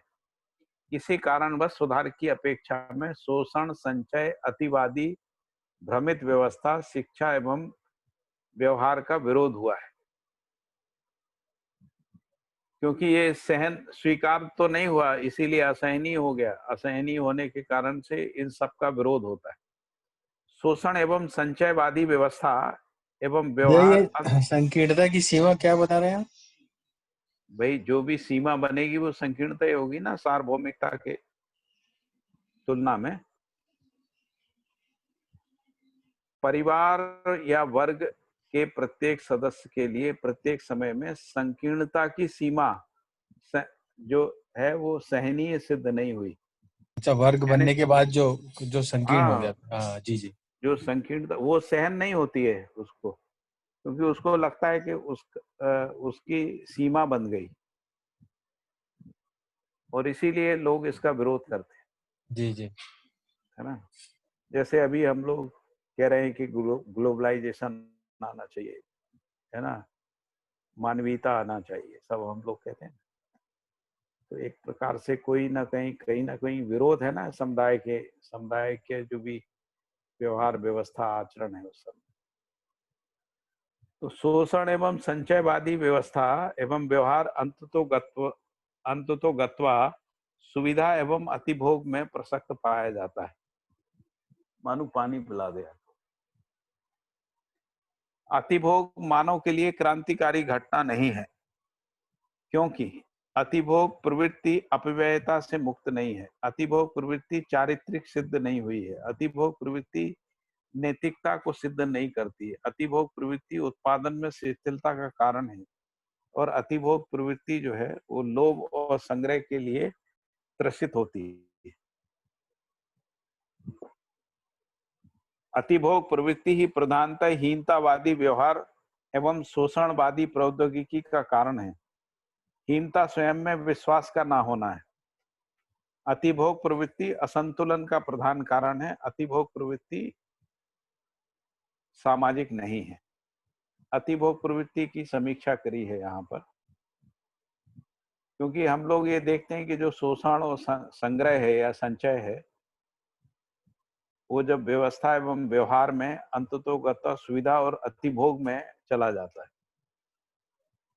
तो अभी देखते हैं कि जो भी लोग व्यवस्था के शीर्ष में होते हैं, उनमें अतिभोग प्रवृत्ति देखी जाती है ना, चाहे वो पॉलिटिकल लोग हों, चाहे वो ब्यूरोक्रेसी के लोग हैं, चाहे वो जुडिशरी के लोग। तो जो लोग भी इस व्यवस्था में रहते हैं, उनमें उनके व्यवहार में ये आता है। और ये जो अतिभोग की प्रवृत्ति है, इस तरीके से असामाजिक सिद्ध होती है।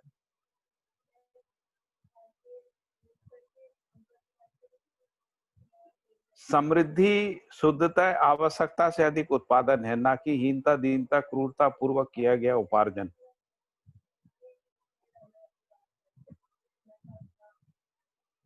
फिर आगे है व्यक्ति व परिवारगत स्वत्व स्वतंत्रता संपत्ति व अधिकार विहीन व्यवस्था पद्धति का भी प्रयोग हुआ है, जो व्यक्ति में ससंगता परिवार में संदिग्धता का प्रधान कारण हुआ। इस प्रकार की व्यवस्था भी एकाधिकारवाद अल्पमतवाद बहुमतवाद के आधार पर आधारित रही है। ऐसी संस्था भी लाभोन्मुखी एवं संपत्तिकरण प्रक्रिया से मुक्त नहीं हो पाई। यहाँ जो बात कर रहे हैं वो कम्युनिज्म की बात कर रहे हैं। जो व्यक्ति और परिवारगत स्वत्व स्वतंत्रता संपत्ति और अधिकार विहीन व्यवस्था है, मतलब जब संपत्ति का अधिकार नहीं है, आपकी कोई इंडिविजुअल फ्रीडम नहीं है, परिवार की कोई फ्रीडम नहीं है, परिवार का कोई स्वत्व नहीं है, परिवार और व्यक्ति का कोई अधिकार नहीं है, उससे विहीन जो व्यवस्था है, जिसको कम्युनिस्ट सिस्टम कहते हैं, उसका भी प्रयोग हुआ। जो व्यक्ति में, उस प्रयोग में क्या हुआ, तो व्यक्ति में ससंगता रही, परिवार में संदिग्धता का प्रधान कारण हुआ। और इस प्रकार व्यवस्था, ये जो एकाधिकारवाद अल्पमतवाद बहुमतवाद के आधार जो आधारित रही हैं, मतलब उनमें भी ये सब चीजें देखने को मिलती हैं। ऐसी संस्थाओं में भी लाभोन्मुखी एवं संपत्तिकरण प्रक्रिया से मुक्त नहीं हुई। बस इतना ही हुआ है कि वो जो संपत्तिकरण है वो व्यक्ति और परिवार से हटकर स्टेट में आ गया, जिसको अपन कह रहे हैं, जैसे कम्युनिस्ट स्टेट बन गया, तो संपत्तिकरण जो है वो स्टेट के नाम से हो गया। और इसीलिए स्टेट में जो संपत्तिकरण है उसमें भी लाभोन्मुखता दिखती है। यानी ऐसा सोचा गया कि संपत्ति पे किसी का अधिकार नहीं होगा कम्युनिस्ट सिस्टम में, लेकिन अल्टीमेटली वो किसी एक सीमा में आया, कम्युनिस्ट सिस्टम एक सीमा में आया। तो इसीलिए जो संपत्ति है वो राज्य की संपत्ति के रूप में जो है उसका संपत्तिकरण हो गया। तो बाकी जो प्रवृत्तियां जो दूसरे प्रकार के सिस्टम में थी, वो सारी प्रवृत्तियां जो हैं वो कम्युनिस्ट सिस्टम में भी देखने को मिलती है।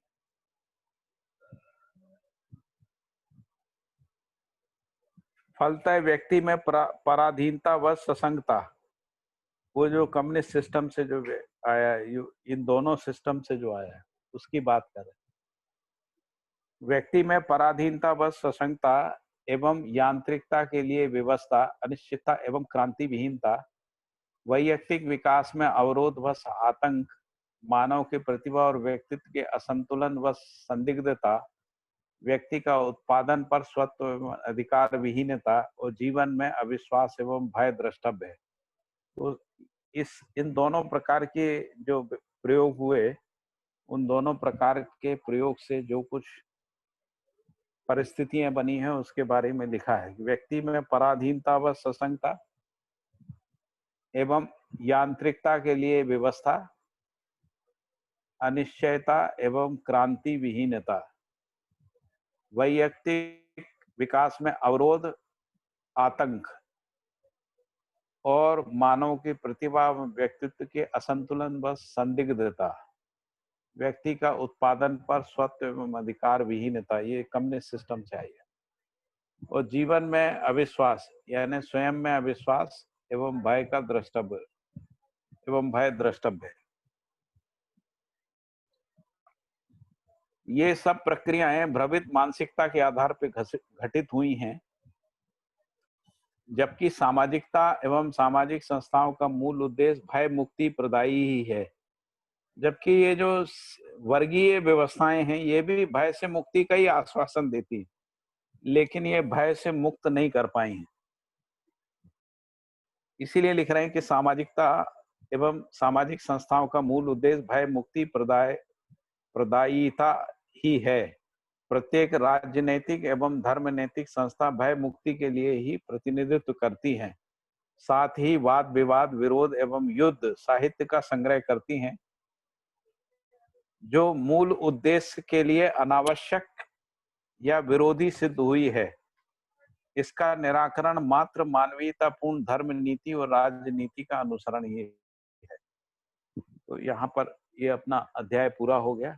इसमें अब कुछ चर्चा कर सकते हैं अपन, कल फिर आगे ये 15 को पढ़ेंगे।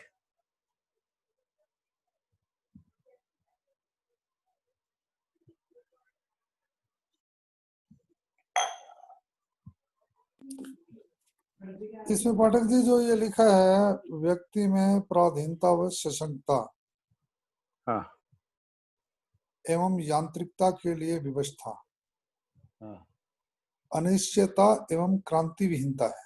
हम्म, ये तो क्रांति के लिए कारक तत्व है, क्रांति विहीनता कहाँ हुई? ये सब चीजें होने से तो क्रांतियां होती हैं, मतलब ये क्रांति विहीनता मेरे ख्याल से कुछ गड़बड़, कुछ फिट नहीं बैठ रहा है। बाबा जी ने क्रांति शब्द को अलग तरीके से परिभाषित किया है। अच्छा, और जो कम्युनिस्ट सिस्टम में जो क्रांति है ना, उसको अच्छा माना है ना।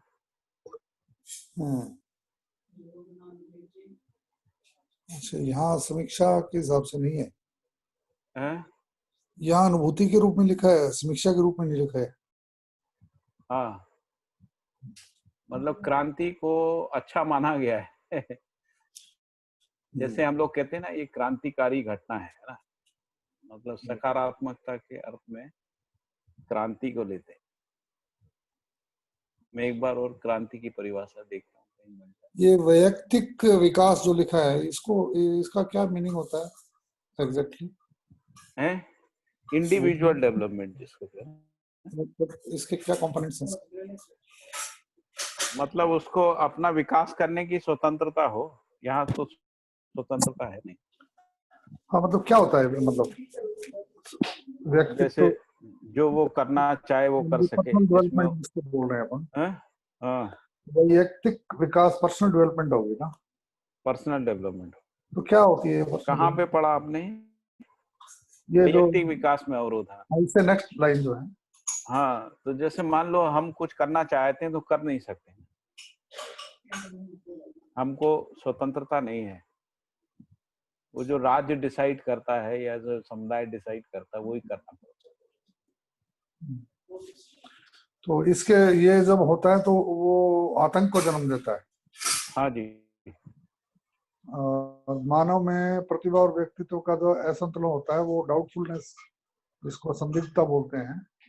मतलब जो नेता लोग जिस तरीके की बड़ी बड़ी बातें करते हैं, उनका जो व्यक्तित्व बोलने में कुछ और करने में कुछ। हाँ, वही ऐसे।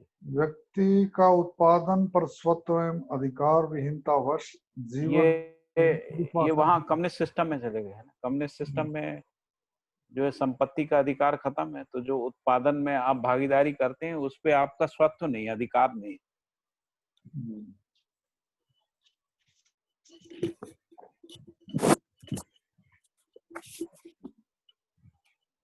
तो भैया, हाँ जी भैया, जैसे ये अपना भय का जो एक कंपोनेंट है जीव चेतना में, तो भय, आहार भय, निद्रा मैथुन वाला जो भय तो एक बाय डिफॉल्ट रहता ही है। मतलब नहीं, उनमें भय वर्ग से चेतना नियंत्रण विधि, उनमें जो भय है ना वो नियंत्रण विधि के रूप में है ना। वो भय पूर्वक ही अपने को बचा के रख पाते हैं। जैसे जैसे बच्चे का यहाँ पे एग्जाम्पल दिया संतान का कि बचपन से ही उसमें विश्वास रहता है माता पिता के लिए, तो एक प्रकार से भय भी रहता ही है उसमें।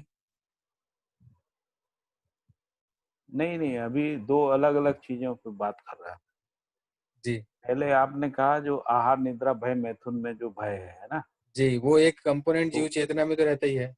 तो वो जीवावस्था में बात कर रहे हैं अपन, है ना? हाँ, जीव अवस्था में या जीव चेतना में जो मानव है? नहीं, जीव चेतना में मानव में भय की स्वीकृति नहीं है। वहां पे जीवावस्था में भय की स्वीकृति है ना, क्योंकि वो भय पूर्वक अपने को सुरक्षित करता है ना, अच्छा, अपने शरीर अस्तित्व को को बचाए बचाने के रखता है। लिए। हाँ, अच्छा अच्छा अच्छा अच्छा। तो भय का स्वीकृति रहती है अपने आप को बचाने के लिए। हाँ, वो उनका तो इंस्टिंक्टिव है वो, उनका क्योंकि स्वभाव है यदि डरना। हाँ, यदि वो भय नहीं होगा तो बचेंगे नहीं ना, वो बच नहीं पाएंगे। अच्छा, और जब मानव में चीज को इसको देखें अपन तो ये, तो मानव में भय स्वीकार नहीं है, और लेकिन ये विधि उनके भय विधि है। नेचर में रहता है भैया, या ये समुदाय से वर्ग चेतना से आता है ये भय? या नहीं नहीं, अगर जब हम लोग जब जैसे ही जीवावस्था से ज्ञानावस्था में आते हैं ना, जी। तो ज्ञानावस्था में हम आते हैं तो हमारे अंदर गुणात्मक परिमार्जन होता है, और हम्म शरीर में भी गुणात्मक परिवर्तन होता है, जो मेधस तंत्र का विकास हो जाता है। हम्म ये दोनों दोनों घटनाएं साथ साथ घटती हैं। तो उस स्थिति में हमको जो समुदाय चेतना में तो भय, प्रलोभन, आस्था यही सब रहता है ना, और जो कार्यक्रम भी उसी के आसपास दिखता है ना, आहार निद्रा भय मैथुन आदि। हम्म। लेकिन क्योंकि हम उनसे विकसित हो गए हैं ना जीव चेतना से, तो नैसर्गिक रूप से हमको ये स्वीकार नहीं होता अच्छा है ना, अस्तित्व विधि से हमको ये स्वीकार नहीं होता है। अच्छा, ना तो हमारे स्वभाव में होता है और ना हमको ये रोटी बाहर के से लिए एक्सेप्ट जीना होता है। चाहते, आहार के लिए, केवल रोटी मिले इसलिए हम जिंदा नहीं रहना चाहते, है हम्म ना। ना हमको भय स्वीकार होता है, आदमी जो है इतने बड़े बड़े युद्ध कर देता है, उसको भय स्वीकार हम्म नहीं होता, है ना। और निद्रा भी स्वीकार नहीं रहती, और वो इसमें जो मैथुन क्रियाकलाप है उसमें भी वो तृप्त नहीं होता है ना, यानी केवल उसमें भी तृप्ति नहीं है। तो वो अब क्योंकि व्यवस्था वैसे ही है, मानसिकता वैसी है, शिक्षा वैसी है, तो उसमें जीता है, इसीलिए उसमें अतृप्ति होती है और इसी से अंतर्विरोध पैदा होता है। जी। जबकि मानव में जो तृप्ति है ना, वो न्याय धर्म सत्य पूर्वक होती है, समझदारी पूर्वक होती है ना, यानी अभय में होती है, आहार में नहीं होती है ना, स्वस्थ मानव शरीर बनाने के अर्थ में होती है, केवल रोटी खाने के लिए जिंदा नहीं रहना चाहता, है ना। नहीं, अपन तो ऐसा कहते हैं ना भैया भय कि स्वीकार तृप्ति नहीं होती होता। है, आहार से भी तृप्ति होती है, लेकिन क्षणिक होती है। ऐसा ऐसा तो नहीं कह सकते कि नहीं होती है। नहीं नहीं, दो बातें हैं। आहार शरीर पोषण के लिए आवश्यक है, ये तो जी, लेकिन प्रश्न है कि हम आहार के लिए जी रहे हैं या हम किसी और हाँ के हाँ लिए हाँ जी रहे हाँ। हैं। तो मानव में जन है कि भाई वो रोटी के लिए नहीं जी रहा है ना, जी सम्मान के लिए जी रहा है। जी तो इसीलिए हम लोग कहते हैं भाई, जो गरीब लोग हैं, जो लेबर है, उनका भी जी जी रिस्पेक्ट जी। है ना, क्योंकि केवल रोटी नहीं है, रिस्पेक्ट है, रिस्पेक्ट के लिए वो जी श्रम कर रहे हैं ना, केवल जी। रोटी के लिए नहीं कर रहे, ऐसा। और उसमें भी रिस्पेक्ट प्राइमरी है, हम्म मानव के लिए, जीव जीव में नहीं है, जीव में केवल हम्म आहार है, आहार मिलने से वो तृप्त हम्म रहते हैं, ऐसा। आदमी आहार मिलने मात्र हम्म से तृप्त नहीं होता है। अब जिनके पास ज्यादा रोटी हो जाती है वो भी नहीं तृप्त होते, ऐसा भी नहीं है कि जिनको रोटी नहीं है उनकी स्थिति है ये, जिनके पास बहुत ज्यादा आहार है वो भी तृप्त नहीं होते, क्योंकि वो किसी और चीज में तृप्त होना चाहते, तो वो अपनी पहचान बनाने में तृप्त होना चाहते हैं, कुछ उनका यश हो जाए उसमें उसमें तृप्त होना चाहते हैं, कहीं कहीं वो भटकते हैं ना, जी जी तृप्ति को जी। तलाशते रहते हैं। तो जबकि मूल तृप्ति जो है वो समाधान में है, न्याय के साथ जीने में है, और नियम पूर्ण उत्पादन करने में है, धर्म पूर्ण विचार में है ना, व्यवस्था में भागीदारी करने में, इसमें मूल तृप्ति है, सामाजिकता में है ना, या सत्यता में है, या इसी को मिला के कह रहे हैं कि ब्रह्मानुभूति में है ना। तो नियम न्याय धर्म सत्य रूपी जो सत्यता है ना, उसी में जीने में ही ब्रह्मानुभूति है, ऐसा ऐसा बोल रहे हैं ना, अनुभव दर्शन में पढ़ा होगा।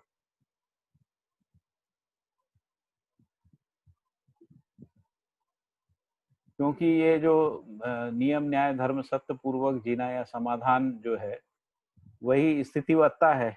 स्थितिवत्ता जो है वो क्रिया में ब्रह्म का ही लक्षण है। तो स्थितिवत्ता के साथ जीने की निरंतरता को पा लेने में ही तृप्ति है। और हम लोग ऐसा देखते भी हैं कि न्याय में हम तृप्त होते हैं, समझदारी में तृप्त होते हैं, नासमझी में अतृप्त रहते हैं, अन्याय में अतृप्त होते हैं, समाधान में तृप्त होते हैं, समस्या में तृप्त नहीं होते, समृद्धि में तृप्त होते हैं, दरिद्रता में तृप्त नहीं होते, है ना। अभय में तृप्ति है, भय में तृप्ति नहीं है। भले भय विधि है लेकिन उसमें तृप्ति नहीं है, उससे मुक्ति चाहिए। इसलिए भय के बारे में जो जुडिस्प्रेंस है वो भी ये कहता है कि भय जो है वो अमानवीय प्रवृत्ति है, ऐसा वो कहता है। यदि आप जुडिशरी की फिलॉसफी पढ़ेंगे तो उसमें ये लिखा है कि जो भय के द्वारा जो नियंत्रित करने का जो प्रयास, इसलिए दंड पे बहुत विचार चल रहा है। अभी दुनिया इससे बहुत त्रसित है। वो चाहते हैं कि दंड मुक्त जो है कोई सुधार प्रक्रिया मानव के हाथ लग जाए। अभी तक लगी नहीं है। इसीलिए jail as a reformatory centre का कॉन्सेप्ट आया है ना। जेल जो है वो सुधार गृह होना चाहिए, जिसको बाबा जी ने भी ये कहा है कि जो गलती करने वाला है उसको सही करने के लिए कोई प्रावधान नहीं है। यानी जो अन्याय पूर्वक जो गलतियां करता है उसको न्याय में जीने को सिखाने की कोई व्यवस्था नहीं है, जबकि ये होना चाहिए, व्यवस्था में, सिस्टम में होना चाहिए। तो हम लोग केवल दंड दे देते हैं। तो दंड से तो कोई समझदारी विकसित होती नहीं। किसी ने मान लीजिए हत्या कर दी किसी की, उसको हमने 20 साल का कारावास दे दिया, तो क्या कारावास देने से उसकी मूल प्रवृत्ति में परिमार्जन हो जाएगा? नहीं होता है। फिर उस सिचुएशन में वो पुनः हत्या कर सकता है। जबकि उसमें न्याय प्रदायी क्षमता या न्याय में जीने की क्षमता का विकास होने के लिए ही कुछ व्यवस्था में प्रोविजन होना चाहिए। ठीक है जी भैया, बट आज के समय में कहीं ना कहीं भय और दंड से थोड़ा कंट्रोल तो है। जब तक भाई कुछ लोग तो डरते ही है करने से। हाँ, स्वीकार तो नहीं है, वो स्वीकार नहीं है। जी, हाँ, उसी की तो बात है। जी। यदि स्वीकार नहीं है तो विरोध पूर्वक है ना, विरोध पूर्वक, अस्वीकृति पूर्वक है, अतृप्ति पूर्वक है, मजबूरी बस है, बाध्यता बस है। जी जी जी, ऐसा है अभी। या आस्था बस है। लोग सेल्फ पनिशमेंट भी करते ना, जिसको हम लोग प्रायश्चित बोलते थे, तो वो आस्था बस होता था। यदि हम प्रायश्चित नहीं करेंगे तो हम नरक में जाएंगे। ऐसा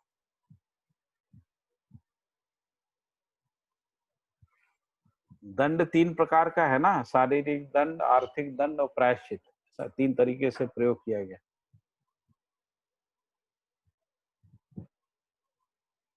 जी। कोर्ट भी कहती है ना कि भाई आप छोटी गलतियां होती तो कहते हैं आप सुबह शाम तक जो है, सुबह से शाम तक यहीं खड़े रहिए एक कोने में, ऐसा दंड देती है। और प्रायश्चित करिए कि आपसे गलती हो गई। कई बार वो कहती है, बड़े आदमी को कहती है कि आप माफी मांग लीजिए, तो वो माफी मांगता है, प्रायश्चित है। और माफी मांगने की विधि से पे भी वो प्रश्न उठाते, जैसे वो राहुल गांधी ने माफी मांगी, कोर्ट ने कहा ये थोड़ी कोई माफी है, आप स्वीकार करिए कि आपसे गलती हुई। वो फैसला था ना, वो मोदी जी को चोर बोला था, प्राइम मिनिस्टर को, उसका जो सुप्रीम कोर्ट ने कहा जी, तो उन्होंने घुमा फिरा के माफी मांगी। उसने, कोर्ट ने कहा कि आप माफी थोड़ी मांग रहे हैं। जी जी। तो फिर उनको अपना स्टेटमेंट चेंज करके कहना पड़ा। ऐसा तो ये सब दंड की विधियां हैं। अब लेकिन वो कहते समय भी अतृप्ति बनी रहती है। मान लीजिए हम माफी मांग रहे हैं तो भी हमारे अंदर अतृप्ति बनी रहती है कि नहीं, वो तो जिसको परिमार्जन कहते हैं वो तो नहीं आता है। हम छोटे बच्चों में भी देखते हैं ना ये, तो बाई चांस किसी को ऐसा बोलते हैं कि माफी मांगो, तो उनमें भी ये तो माफी तो मांग लेता है, बस गिरता जाता है। तो भाव नहीं होते माफी के अंदर से, मांगने वाले भाव तो नहीं होते। जी।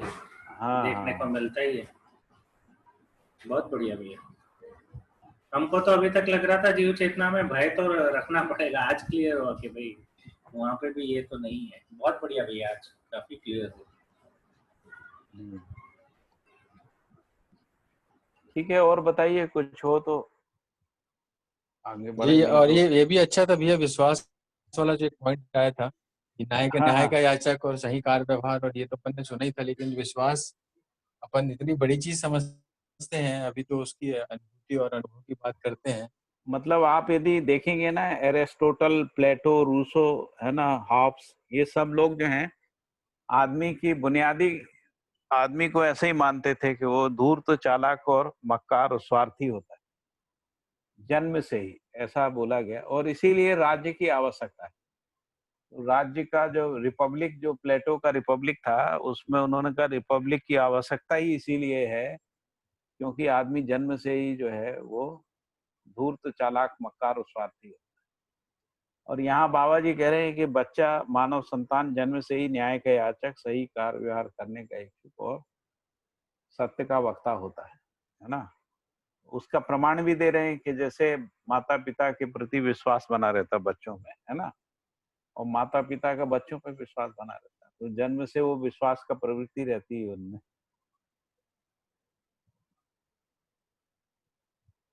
और हम लोग देखते भी हैं, हमारे यहाँ तो गाना भी लोगों ने गाया है, बच्चे मन के सच्चे। जी भैया इसमें थियरी वाई भी हाँ। तो है, थियरी एक्स तो ठीक है, थियरी वाई भी तो ग्रेगर करता है कि वो सेल्फ मोटिवेटेड रहते हैं, उन्हें सुपरविजन नहीं चाहिए। वो भी 1950 में डिस्कस तो हुआ है। हाँ हाँ। जैसे इंसान मैं तो मक्कार है, प्लेटो, वो एक थियरी है ही, पर बीच में कुछ ऐसे भी आए हैं साइंटिस्ट जिनमें थियरी वाई मतलब कि सेल्फ मोटिवेटेड है इंसान और खुद काम करना चाहता है, सुपरविजन की जरूरत नहीं है। वो भी कुछ डिस्कशन आए थे। आए ना, वो रूसो के बाद आए ना। जी जी, रूसो के बाद के 1950 की बात कर रहा हूँ, ये तो ग्रेगर ने नहीं, दिया था। आप 1950 की बात कर आप रहे हैं, मैं 1800 बात कर रहा हूँ कम। 1400 अरे नहीं भैया, कहाँ 1800। 1800, हाँ 1800। हाँ वही 1800। लेकिन प्लेटो जो है ना, ईसा मसीह से पहले के हैं ना, जी जी तो लगभग 2-2.5 साल पहले से लेके ये मान्यता बनी रही। अभी कुछ समय पहले ही विचार में परिवर्तन आया। जी जी जी जी, हाँ 50s कब की आया? बात है, 18वीं 1950s। 17वीं 17वीं सदी, 17वीं या 18वीं सदी में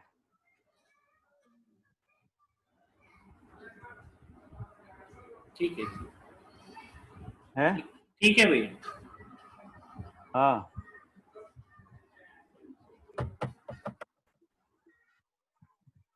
हरिहर।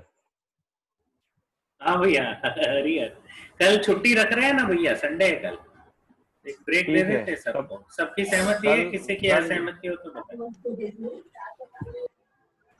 ठीक है भैया। अध्ययन में ब्रेक किया सर? है। अध्ययन में ब्रेक क्यों लेना है? 24 घंटे में से 1.5 घंटा तो निकालना, लिंक टूट जाती है ना भैया। और आप बताइए, चलिए सभी भास्कर भाई का आ गया कि ब्रेक नहीं करना, और बाकी लोगों की क्या राय?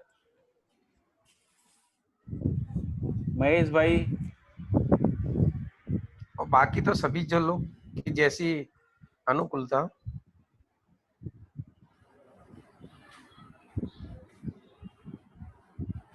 संदीप भाई, दिनेश भाई। भैया ब्रेक की बात थी तो मन उधर ही चला गया है।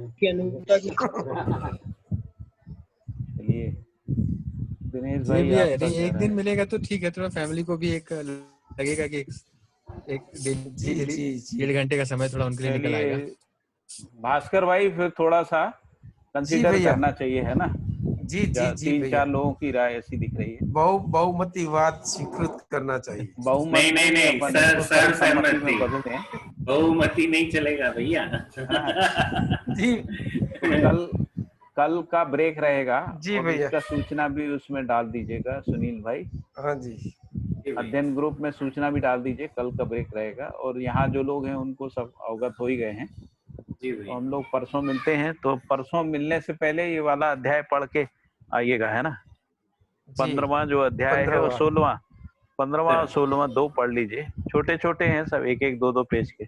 जी जी भैया, है ना, जी भैया। ताकि डिस्कशन ज्यादा हो जाए, पढ़ने में कम समय लगे। जी भैया। डिस्कस के लिए ज्यादा समय मिल जाएगा, है ना।